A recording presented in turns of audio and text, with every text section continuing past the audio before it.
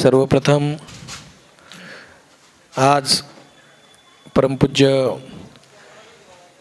महेशगिरी बाबा व सर्वच आपले संत मंडळींचं आशीर्वाद घेण्याचा योग आज मला आला, त्याबद्दल एक वेगळा आनंद मला नेहमीच, मी कधीही जालन्यावरनं आलो की गाडी बरोबर माझ्या आश्रमाच्या बाजूलाच थांबते. वेळ असो नसो महाराजांना मी 2 मिनटं दर्शन घेऊन पुढे जातो.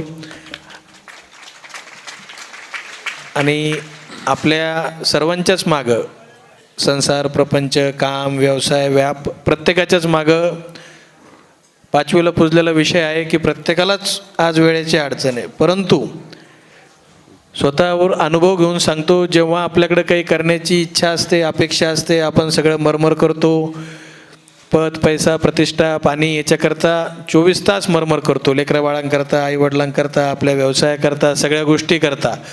परंतु आज रोजी अध्यात्म, आपली एक अध्यात्माची भावना, गुरु आणि एक देवाची संगत ज्याच्या आयुष्याला भेटली त्याच्याच आयुष्याला काही अर्थ आहे, बाकीच्या आयुष्याला काही अर्थ नाही. स्वतःच्या अनुभवावरनं सांगतो.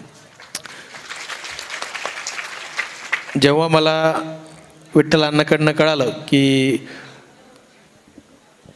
आपलं जगन्नाथपुरी करून महाराज 22 तारखेला इथं आले आणि प्रसादाचा कार्यक्रम सर्वांच्या वतीनं इथं ठेवलेला आहे, तेव्हा आपसुकच त्यांना म्हटलं मी की वेळ असो नसो, उशीर होईल न होईल, मी बाबांचं दर्शन घ्यायला आवर्जून येईल.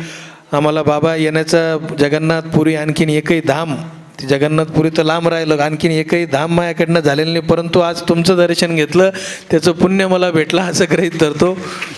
आणि जास्त वेळ न घेता मला बोलण्याची संधी दिली व महाराजांचं माझ्या आयुष्यावर फार मोठा असा एक त्यांचा ठसा आहे. या आश्रम या भागामध्ये मी जाणीवपूर्वक सांगतो, जबाबदारीपूर्वक सांगतो, हे आश्रम आल्यामुळं आपल्या जाफराबादला एक वेगळ्या प्रकारचं एक आध्यात्मिक कवच भेटलेलं आहे. आणि याच्या आश्रमातून जी एक पॉझिटिव्ह एनर्जी, एक भक्तीचं एक वारं वाहतं, एक आपलं अध्यात्माचं वारं वाहतं, त्याच्यामुळं आपल्या पूर्ण जाफराबादवासियांना व आजूबाजूच्या सर्व खेड्यापाड्यांना याच्यामुळं शांती, सुख, समृद्धी प्राप्त होणार, याच्याबद्दल मला नक्कीच विश्वास आहे. आणि बोलल्याबद्दल संधी दिली महाराज, आपले खूप खूप धन्यवाद देतो.